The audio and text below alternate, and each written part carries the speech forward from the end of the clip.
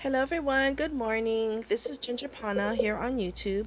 I wanted to come today to do a tutorial of these tulle pom-poms.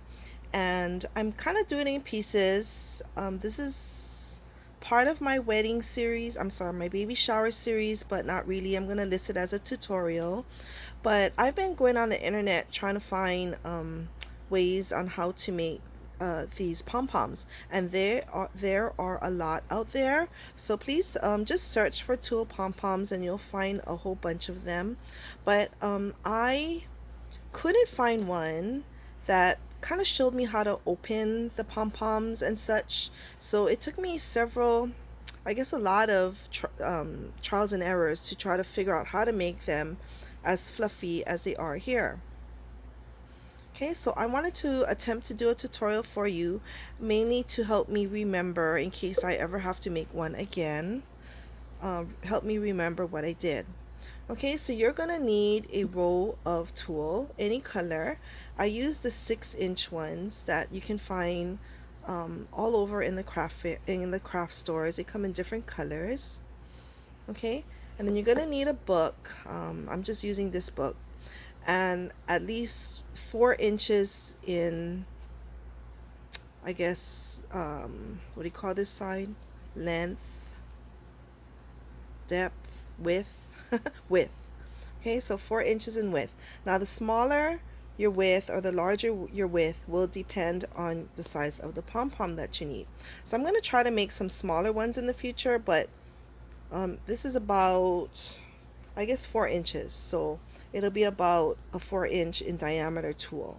Okay, so what you do is, I have to work with a very small space here because every place around here is all my baby shower things. I'm trying to finish my centerpieces, which I will show you later. Okay, so what you're going to do is you just start wrapping it around your book. You can do it around your fingers or cardboard. I just found that a book is more sturdy, and you have better control over the tulle by just going fast, because I had to make about 40 of these. Okay, so I did 15 wraps because I wanted mine's really fluffy. So I tried it, with various different wraps, the amounts, and I found that 15 was the one that I desired. Okay, so one, so I go like this, two, two, so that I don't lose track, three, three, because that is a total wrap when you go say the numbers twice. Let me put this on the floor here. Three, three, four, four, five, five, six, six, seven, seven, eight, eight, nine, nine, 10, 10, 11, 11, 12, 12, 13, 13, 14, 14, 15, 15. Okay, so when you hit 15, what you're gonna do is, oops, I need a scissors. Okay, so you're gonna, while you're holding the netting like this, so you're gonna cut. Okay, so one of your fingers is holding down the tulle, the other one is still holding the tulle on the roll, and then you're gonna go above your finger and you're gonna cut another piece. Okay, and then I'm gonna open them up. Okay, so you're gonna just slide it off, and when you use a book, it's really easy to slide off. Okay, especially one like this, because it's kind of a slippery, it has that hard cover on it. Okay, so I'm gonna put this on the side. Oops, and I think my little piece blew away somewhere. Oh, here it is. Really hard to see. Okay, so then you're gonna gather it in the middle here. You're gonna get your tulle,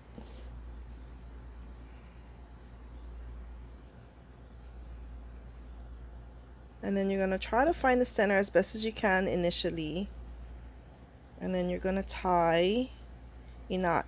Now you want to tie the knot as tight as you can. Okay, so you kind of adjust it once you get the initial knot started. You kind of adjust it so that your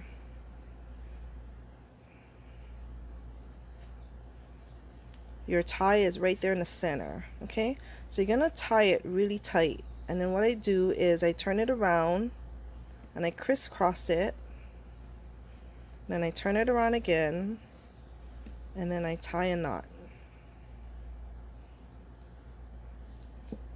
Okay, and then I like to tie a triple knot. So you tie this, and tulle is really great. It's very strong. You can pull on it, it's not gonna rip.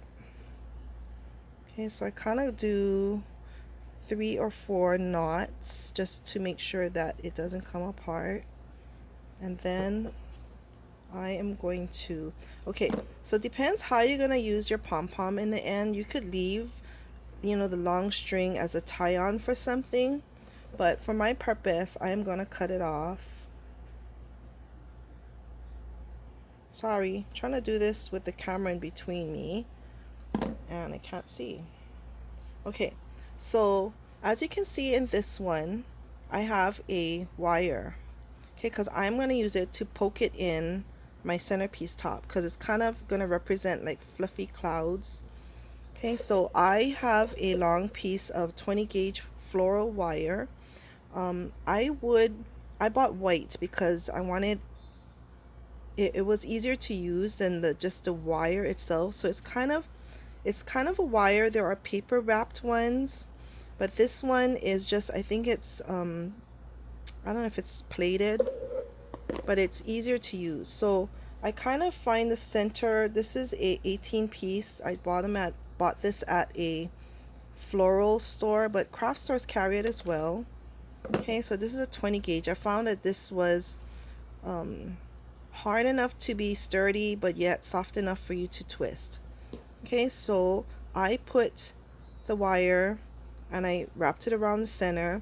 Now for me, I wanted the wire on the bottom going this way, so I wrapped it this way. Of course you can make it come in the middle here.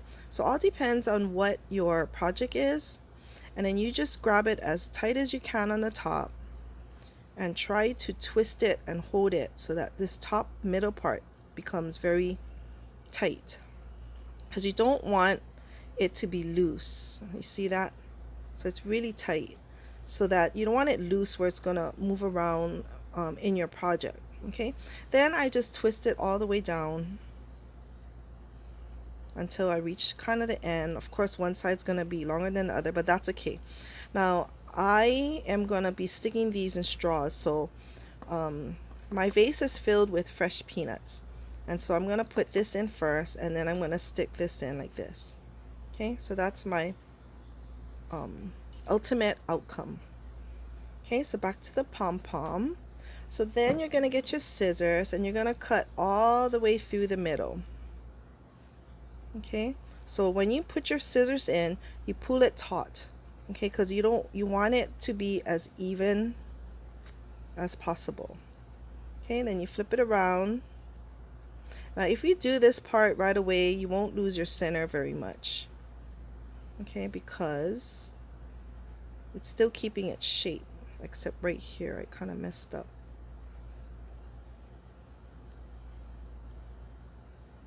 So you see how sometimes it's hard to find the center. So you do the best that you can, and tulle is very forgiving. So if you make a mistake and you really can't get your scissors through, then just chop it off.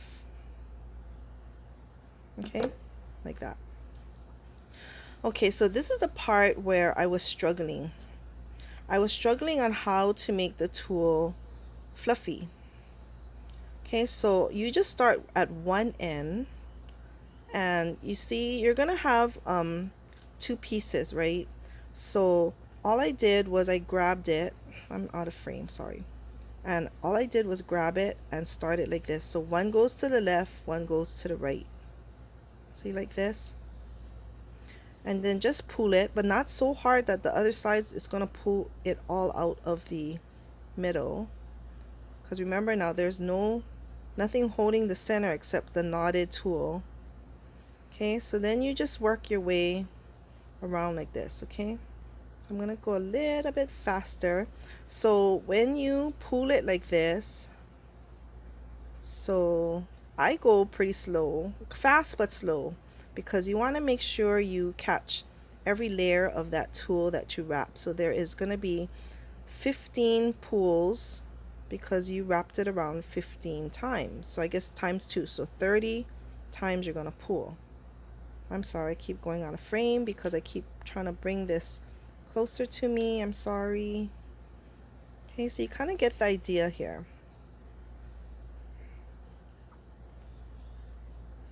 This is all live time because I don't know how to edit my videos.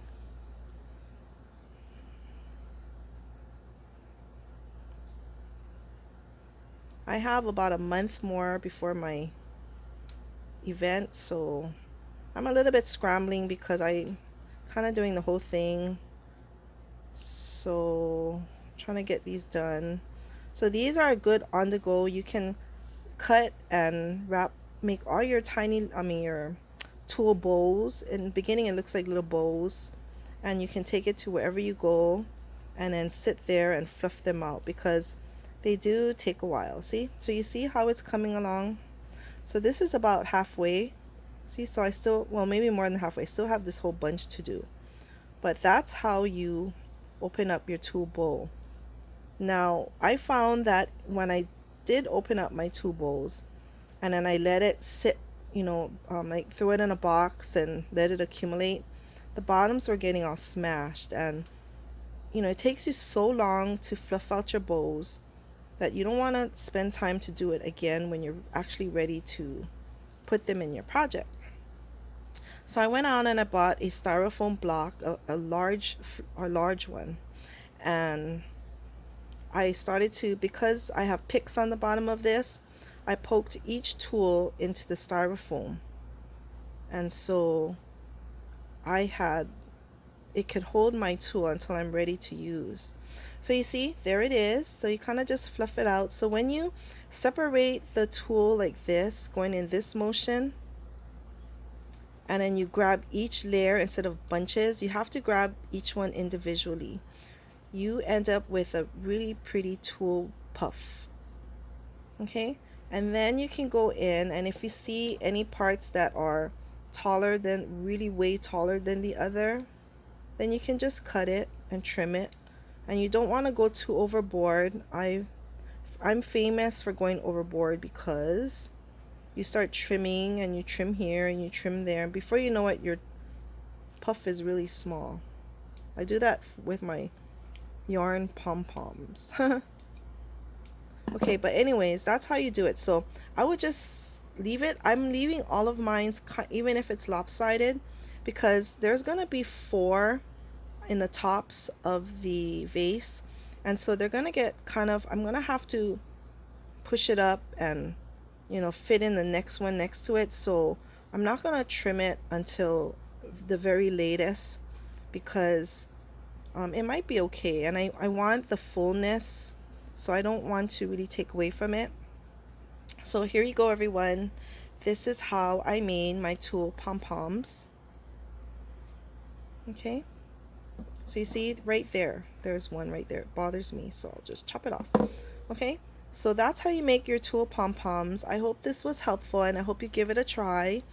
And I was going to show you on video on how to glitter them, but I'm having a little bit trouble. On my Instagram, I did a hairspray effect. So I sprayed it with hairspray, I poured the glitter on it, I shook it, and then to get all the excess off, and then I resprayed it with hairspray to seal all the glitter in.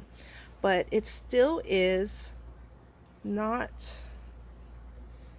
Here, I'll show you one that I finished. See, so this one, so you can see the glitter in it. See, but even if I touch it like this, oh well, I've been doing it so much that maybe it's all out already, but the glitter still falls from the tool. So see, still see it here. So I'm not really satisfied of that process. So what, oh, here's a really good example of my very beginning tool. I didn't fluff it the way I showed you. So you see that there are bunches in here that look like they're kind of still smashed, like they're having a bad hair day, compared to this one that is really full. Okay, so this batch is one of my very first tools.